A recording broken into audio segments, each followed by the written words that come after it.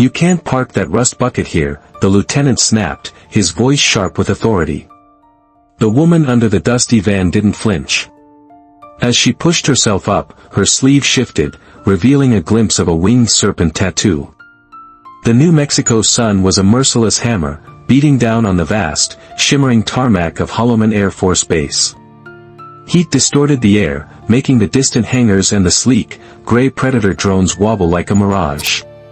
It was a dry, oppressive heat that smelled of baked asphalt, jet fuel, and dust. For Ava Petrov, it was just another Tuesday. At 40, Ava wore her life's mileage not on her face, which remained stoic and hard to read, but in the deliberate, economic way she moved. There was no wasted motion.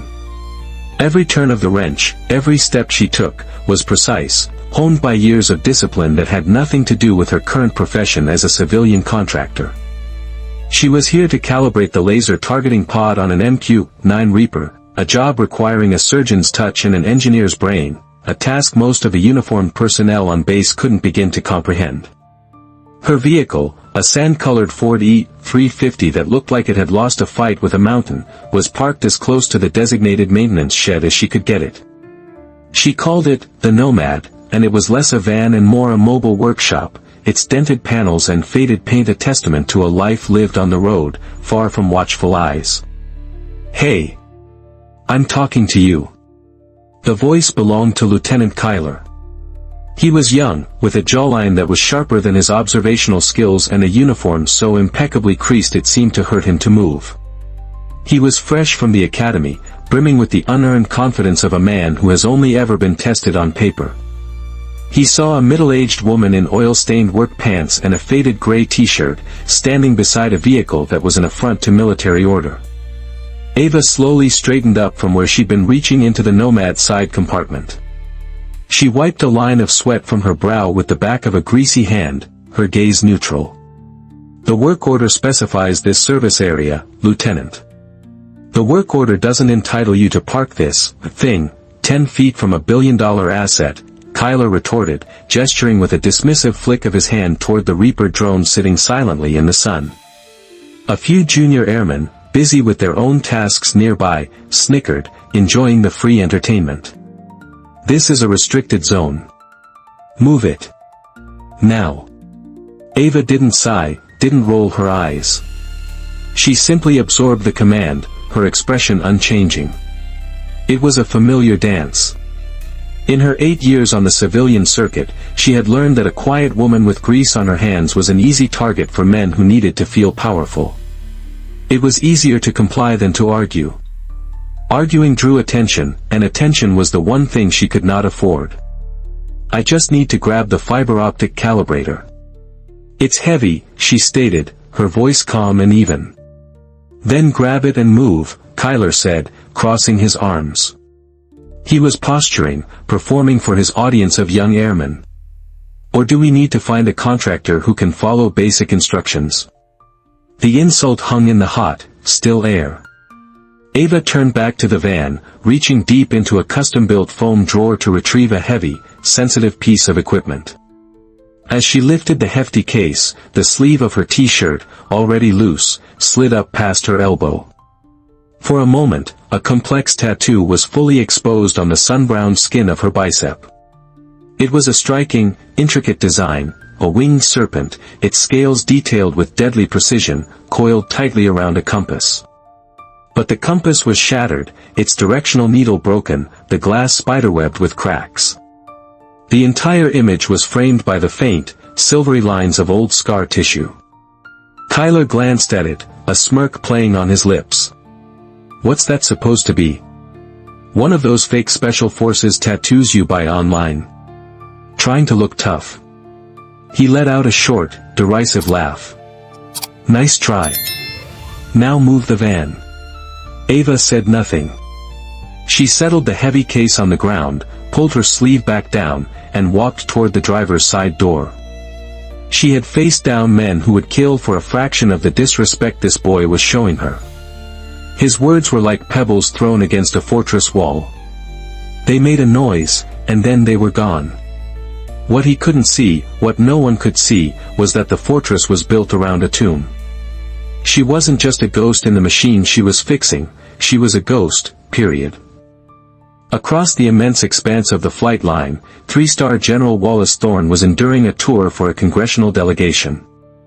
He was a man carved from granite and regret, his posture ramrod straight, his eyes carrying the weary weight of 1,000 impossible decisions. He pointed out the strategic importance of Holloman's drone program, his voice a low, authoritative rumble, but his mind was elsewhere, calculating budgets and political fallout. As the delegates paused to take photos, the general's gaze drifted, a subconscious scan of his surroundings that was as ingrained as breathing. He saw the usual activity, fuel trucks, maintenance crews, the distant, shimmering shapes of F-16s. And then he saw the small, insignificant drama unfolding near the Reaper drone. He saw a young, overzealous lieutenant berating a civilian contractor. He saw the beat-up van. And then, he saw the tattoo. Time stopped. The world of congressional smiles and droning speeches dissolved into a silent, rushing vacuum. It was a full 200 yards away, a detail that should have been lost in the heat haze. But he saw it. He would recognize that insignia in the darkest night, in the pits of hell itself. The winged serpent. The shattered compass. Chimera. No, he whispered, the word a puff of disbelief in the dry air. His aide, a prim and efficient major, leaned in. Sir. Is everything all right? General Thorne didn't hear him. He was no longer on a tarmac in New Mexico in 2025. He was in a stuffy, sandbagged command tent in a forgotten corner of Yemen, 8 years ago. The air was thick with the smell of ozone and fear, the only light coming from the green glow of tactical screens. He could still hear the voice, faint and crackling with static over the encrypted channel, the last voice to come out of the storm. Sundown is compromised. I repeat, sundown is compromised. All call signs, they're gone. Vulture, Griffin, Basilisk, all gone. It was Operation Sundown Serpent. A high-stakes hostage rescue that had turned into a slaughter. The intelligence was wrong. Catastrophically wrong. A small cell of insurgents turned out to be a fortified battalion with anti-aircraft capabilities. The mission fell apart in minutes. He remembered slamming his fist on the table, the feeling of absolute impotence as he listened to his best operators being wiped out, one by one. Task Force Chimera was his project. A ghost unit comprised of the most elite operators from every branch, created for missions too sensitive for the public record. They didn't officially exist. And now, they were being erased in a hail of gunfire. The last voice belonged to the team's leader, call sign, Valkyrie. She was the calm in the chaos, her voice steady even as she reported the deaths of her teammates. I'm at the fallback point. I can hold them off and mark the target for an airstrike. It's the only way to ensure they don't move the assets. Do it, General. Burn us. He had refused to sacrifice the sole survivor. For 72 agonizing hours, she was a ghost on the mountain, evading capture, her status unknown. Then, silence. The official report was sanitized. Task Force Chimera was listed as lost in a training exercise. All members were declared killed in action to protect the secrecy of their operations and the colossal intelligence failure that had led to their demise. General Thorne had personally signed the death certificate for the woman they called Valkyrie. He had carried that guilt like a shroud ever since. Sir, his aide pressed, his voice tight with concern. General Thorne.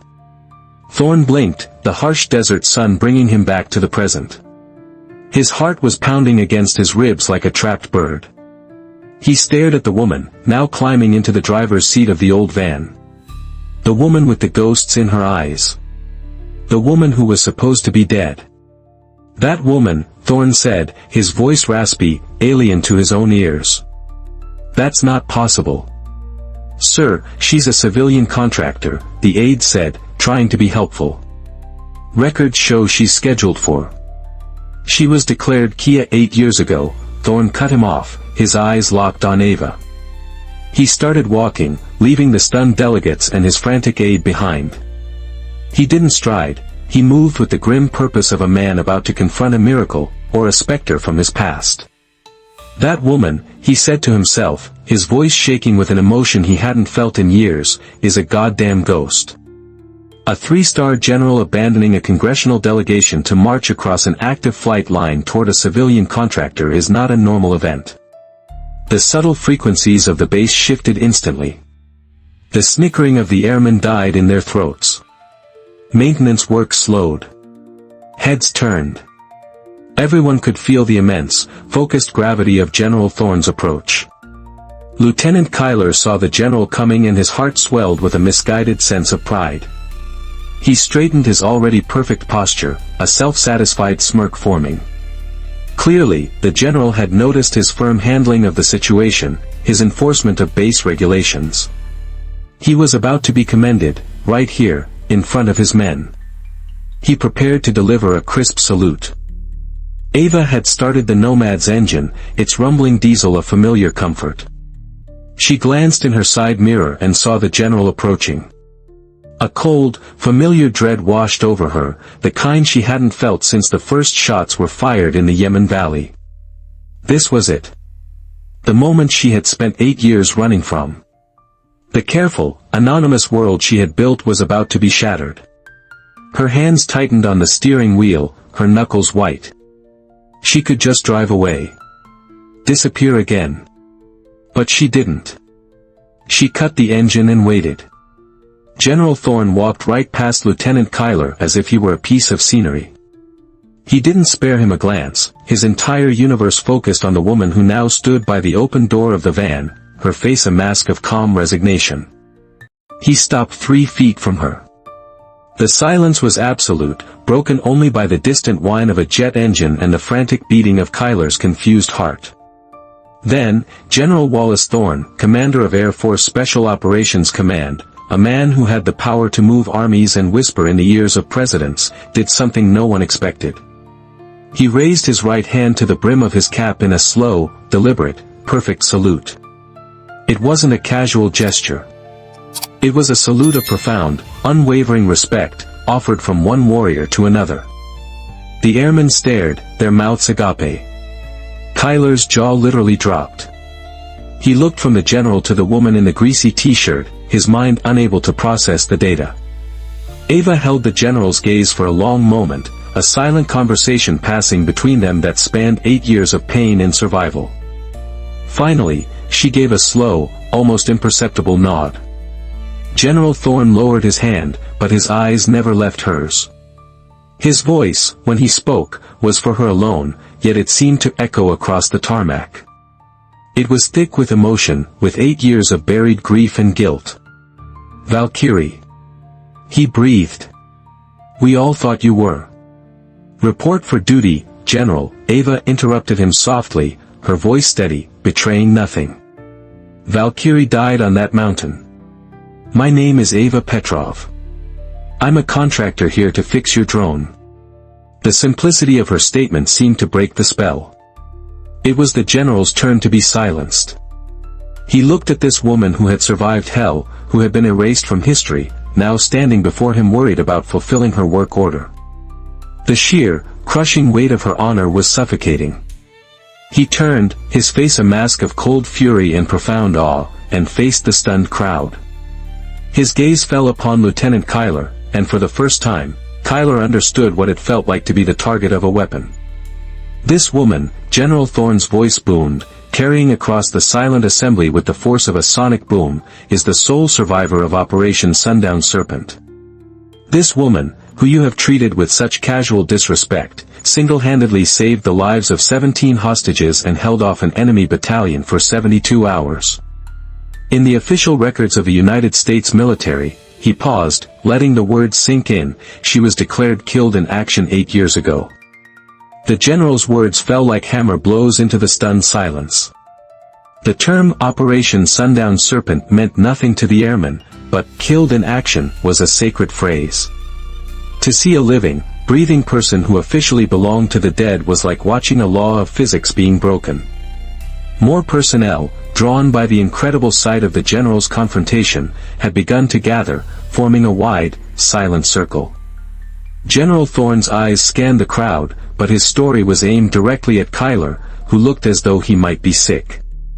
Task Force Chimera, the general began, his voice taking on a storyteller's cadence, low and intense, was a unit that did not exist. They took on missions that were officially denied, in places we were never supposed to be. They were the best of the best, true patriots who served without a thought for glory, because glory was never an option. He gestured toward Ava, who stood with the quiet dignity of a monument, her face betraying no emotion. 8 years ago, they were sent into the mountains of Yemen to rescue a group of doctors and aid workers. The intelligence was wrong. A trap. Instead of a dozen hostiles, they walked into the teeth of a fortified battalion. He let that sink in. The airmen, trained in tactics and threat assessment, could do the math. A small Spec Ops team versus hundreds of enemy fighters. A death sentence. Communications were jammed. Their exfiltration route was overrun. Everything that could go wrong, did go wrong, Thorne continued, his voice growing stronger. When the team was wiped out, Lieutenant, she made a decision. She chose to stay behind. Alone. He described it not as a report, but as a saga. He spoke of how she used the wreckage of their transport helicopter and the batteries from their destroyed equipment to craft a series of improvised explosive devices, creating a kill zone in the narrow valley pass. He told them how she used the terrain, the echoes, and a single sniper rifle to make the enemy believe they were still fighting a scattered but active squad, holding them off for 6 critical hours while the rescued hostages, separated from the main team earlier, were able to escape with a local guide. When her position was finally overrun, she vanished. The general's voice was filled with a raw admiration that bordered on reverence. She disappeared into the mountains with half her arm shredded by shrapnel.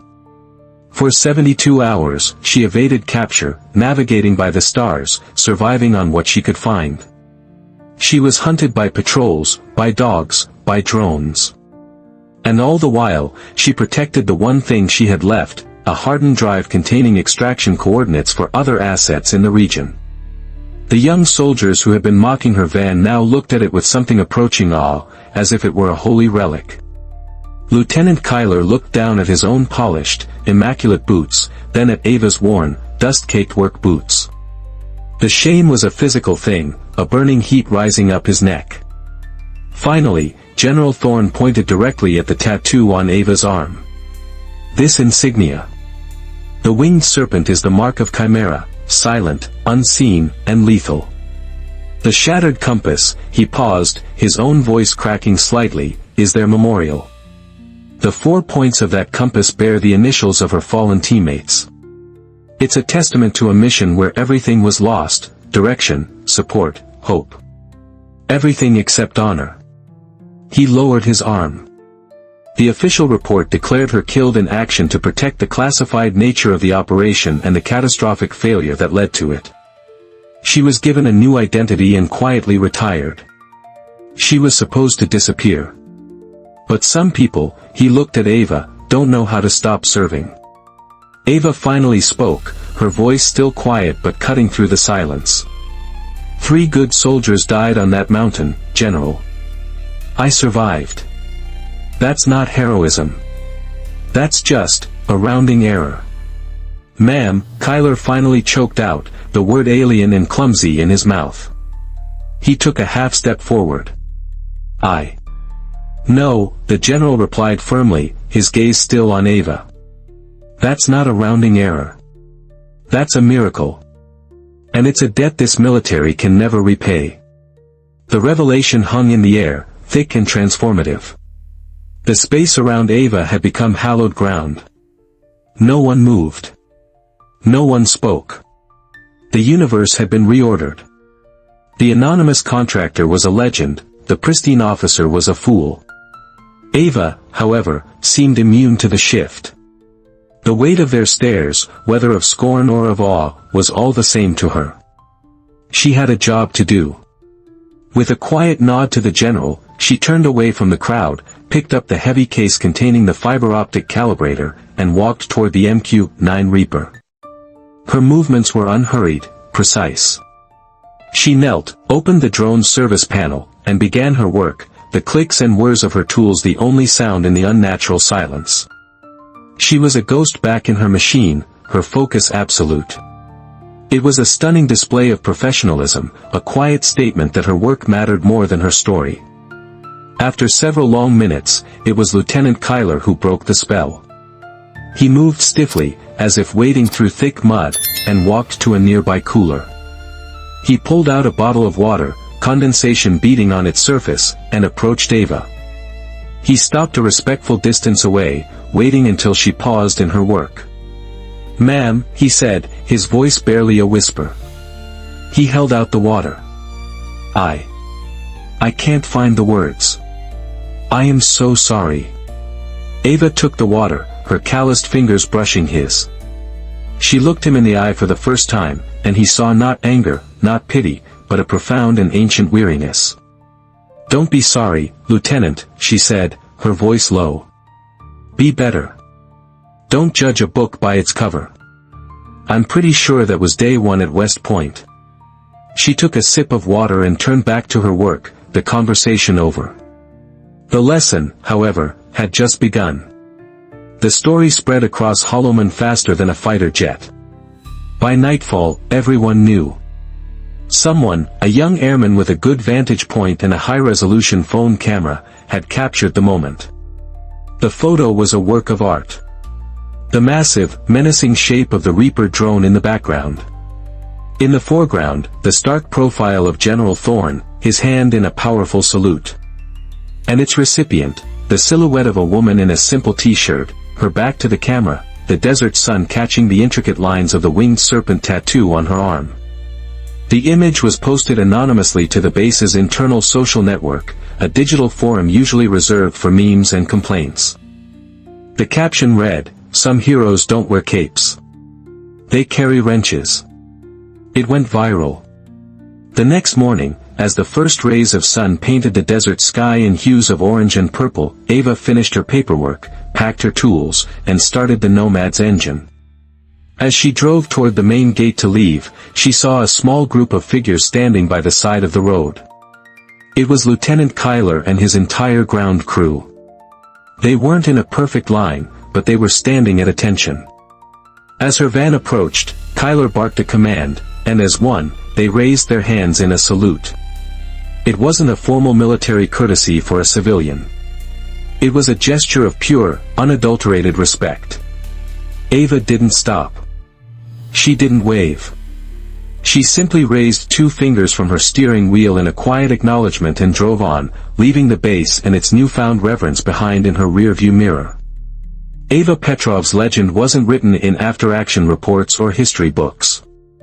It was written in the hum of perfectly calibrated engines, the flawless performance of the equipment she touched, and the whispers that followed her from base to base. The story of the Chimera contractor became a piece of modern military folklore, a cautionary tale for arrogant new officers and an inspiration for grizzled NCOs. They looked for the beat-up sand-colored van, for the woman with the ghosts in her eyes and the serpent on her arm, but she remained elusive. She never sought recognition. When a military journalist tracked her down for an interview, she politely declined. "I'm a mechanic," she'd said simply. "The machines need to work for the people who depend on them. That's my story." Her service hadn't ended when she took off the uniform, it had just changed form. Her new mission was to ensure that no mission ever failed again because of a faulty part, a misaligned laser, or a ghost in the machine that she couldn't fix. Her quiet competence became its own legend. Bases began specifically requesting the contractor with the old Ford E-350, not because of her classified past, but because her work was flawless. She became a symbol of a different kind of service, one that existed in the crucial margins, far from the parades and the medals. Years later, a newly promoted Captain Kyler stood before a group of fresh-faced second lieutenants, just as arrogant and untested as he once was. On the wall of the briefing room, he had framed that viral photo, the general, the drone, the contractor, and the salute. "Look at this picture," he told them, his voice quiet but firm. "I want you to remember it every day you wear this uniform. Remember that the person serving you coffee, the janitor cleaning your barracks, the contractor changing a tire on your Humvee, you have no idea who they are or what battles they have fought." He tapped the glass over Ava's silhouetted form. "Treat every single person you meet with respect. Because you never know if the mechanic you're talking down to is the very hero who once fought a war so you could have the privilege of wearing that uniform in peace." Ava Petrov was never after titles. She carried no medals, wore no patches, and gave no orders. But the ink on her arm, the scars that framed it, and the 17 lives she once saved told a story no one could erase. In a world that celebrates loud voices and shiny awards, sometimes the greatest honor belongs to the one who walks away quietly, wrenches in hand, ready for the next job. Because true respect doesn't need an introduction. It only needs one look, one moment of understanding, and then one salute from someone who remembers. Ava's story wasn't just about a hidden past, it was about the enduring nature of service. True greatness often works in silence. If you know a quiet hero, a teacher, a nurse, a parent, a veteran, who deserves recognition, share their story in the comments below. Let's build a wall of honor for the unsung legends. Please, comment with respect, as every story shared is a universe of its own. If this story moved you, please like, share, and subscribe for more tales of hidden heroes.